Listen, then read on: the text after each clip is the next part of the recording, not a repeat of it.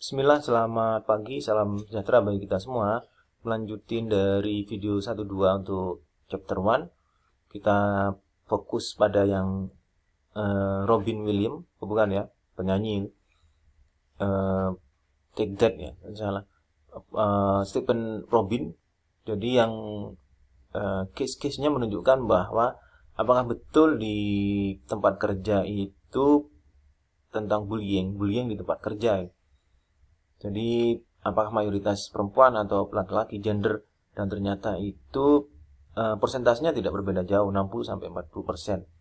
Ada yang 49-35% dan sebagainya. Nah, ini menunjukkan bahwa gender itu tidak menjadi full picture, gambaran yang bahwa banyak yang misalnya kalau melihat, tapi mungkin di beberapa negara ketiga seperti developed country seperti Indonesia mungkin lebih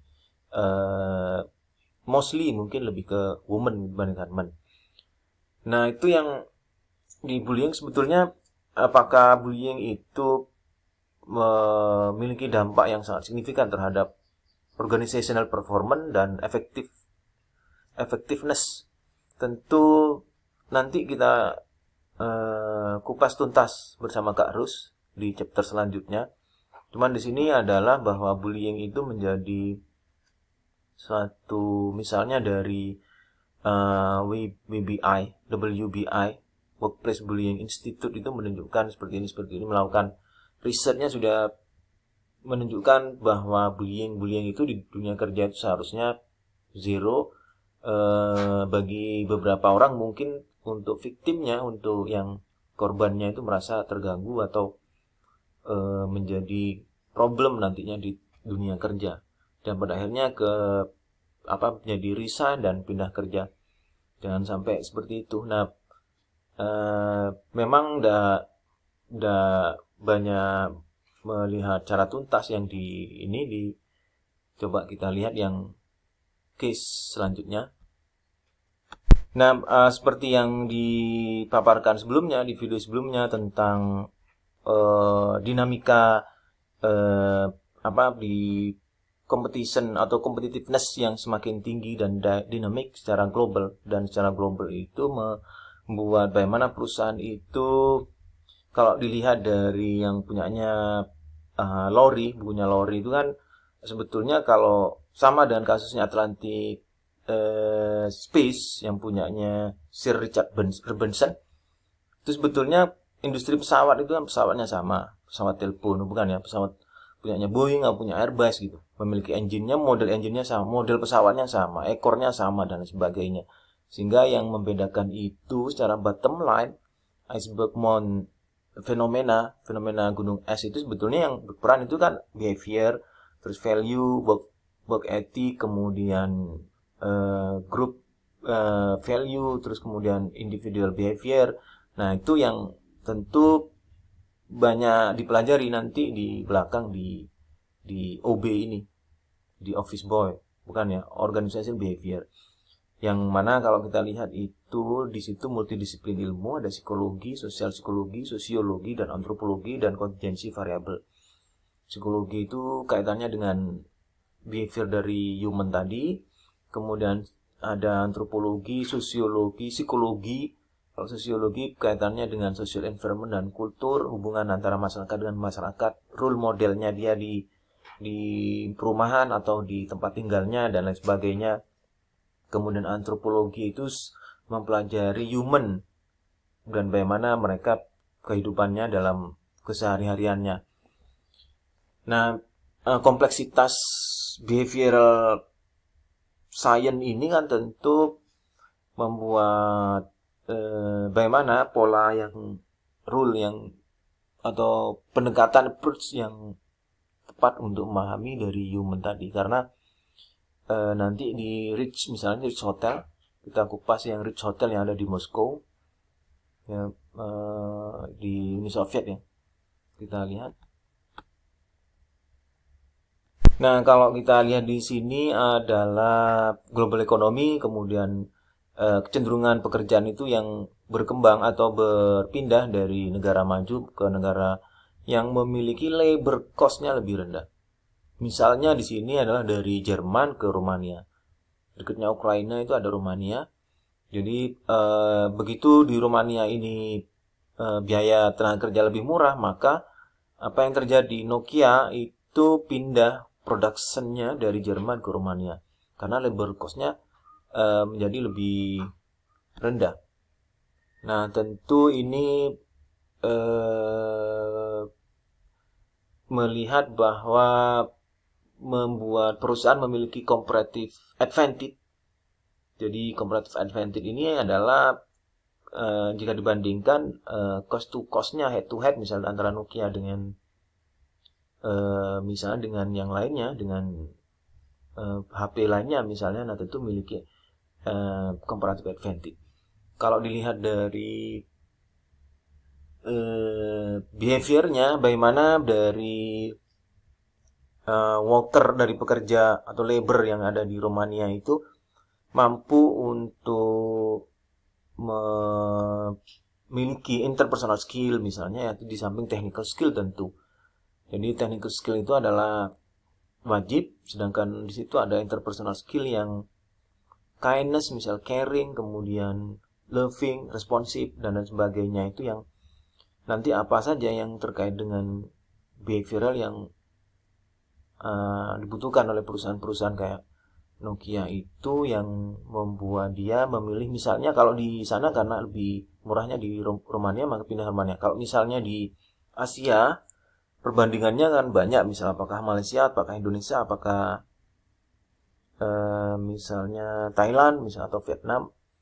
Nah, bagaimana kita bisa menyiapkan behavioral labor, perilaku dari tenaga kerja ini yang interpersonal skill yang bagus untuk membuat daya tarik dari perusahaan-perusahaan agar pindah ke Indonesia.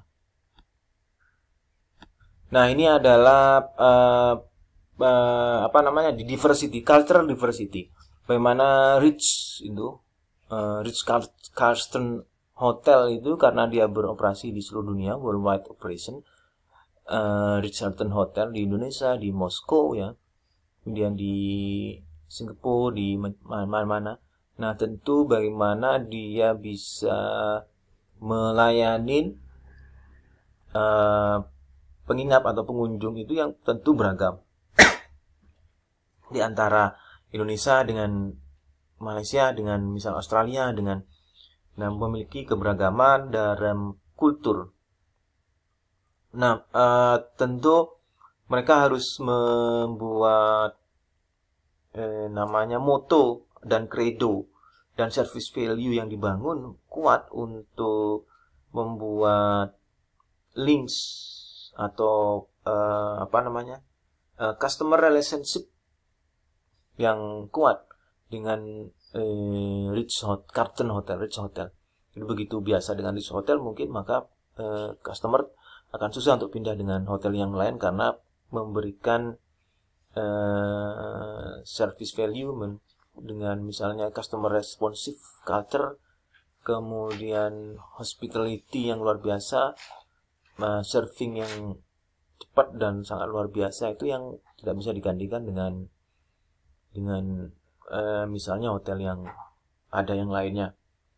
Nah, kalau dilihat dengan beroperasinya di seluruh dunia, kultur yang ada setiap negara yang berbeda, di negara Timur Tengah dengan negara di Asia misalnya berbeda, di negara Eropa yang berbeda, misalnya di pola makan, pola makan dulu aja sudah berbeda, makanan pokoknya sudah berbeda dan sebagainya sudah berbeda. Tentu ada local wisdom yang dimasukkan dalam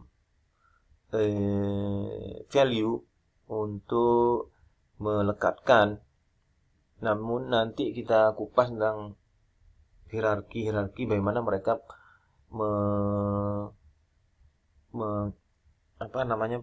menginspirasikan misalnya. Nah, ini adalah, saya pikir ini yang fenomenal dan sangat luar biasa dengan network organization dengan menggunakan email, dengan menggunakan internet, dengan menggunakan video conference yang sering kita pakai, Zoom dan sebagainya. Ini Dr. Oz, bukan ya, Dr. Orit, ini dari Yerusalem, dia radiologis, menganalisa tes hasil dari rumah sakit di Amerika, tapi melalui internet. Jadi pasiennya tidak ada misal di Israel, mohon maaf, kebetulan di Israel, di Yerusalem, tapi pasiennya di Amerika, kemudian dia kirim image dari MRI misalnya, kemudian Dr. Orit ini menganalisisnya dan menggunakan internet, video conference, menggunakan email dan lain sebagainya. Dan tentu ini bahwa pekerjaan ini mampu terselesaikan walaupun jarak ribuan mile away atau ribuan kilo. Nah, bagaimana tugas dari manajernya untuk organisasi yang ternetwork secara luas itu sendiri? Artinya menjadi tantangan sekali, dan semakin ke depan saya melihat bahwa networking itu menjadi penting untuk distance jarak tidak menjadi problem, seperti Dr. Orit ini yang ada di Yerusalem, kemudian pasien ada di Amerika, salah satu rumah sakit Amerika, kemudian mendiagnosa terhadap cancer misalnya di sana dengan hasil radiologinya dikirim by internetnya, bisa melalui macam-macam kan, dalam bentuk image ya, bisa dalam bentuk video, bisa dalam bentuk image. Kalau dalam bentuk image bisa macam-macam, bisa ke email, bisa ke WA, bisa ke media sosial yang memang ada dipakai dalam situsnya untuk networking organization ini. Kemudian dia menganalisis dalam real time, misalnya dalam waktu yang tepat juga dia mengambil keputusan. Kenapa pakai dokter ini? Karena dokter ini sangat luar biasa untuk analisisnya, sebagai contoh misal begitu. Kemudian dan apa yang terjadi dengan seperti ini, bahwa running organisasi itu hampir 24 jam atau mostly 24 jam bisa buka. Kenapa? Pada waktu misalnya ambil contoh untuk yang kasus kemarin yang di India, jadi dokter yang misalnya kenapa menggunakan dokter India, banyak perusahaan, banyak rumah sakit di Amerika misal menggunakan dokter-dokter India untuk mendiagnosa hasil radiologi, karena pada waktu di US itu malam, maka di India itu siang, sehingga mereka itu pasien yang malam misalnya yang ada di Amerika tetap bisa terlayani hampir 24 jam dengan best expert ya, ahli-ahli yang sangat luar biasa yang mereka miliki seluruh dunia. Dan ini menjadi tantangan bagi mahasiswa sebetulnya untuk proyek kedepannya, karena seperti video 1-2 bahwa nanti kita case study dan by project, endingnya mahasiswa punya project. Kemarin saya coba untuk misalnya membuat desain, misalnya desain itu kan bisa dari mana aja dengan menggunakan internet, dengan media sosial. Itu misalnya untuk desain batik itu kan bisa dari Timur Tengah, bisa dari Eropa, bisa dari Amerika, bisa dari Afrika dan lain sebagainya, kita kombinasi. Nah itu baru kita publish di Indonesia dan sebagainya. Nanti kita lihat projectnya saya mana yang visible, yang mungkin dan bisa kita kerjakan. Makasih.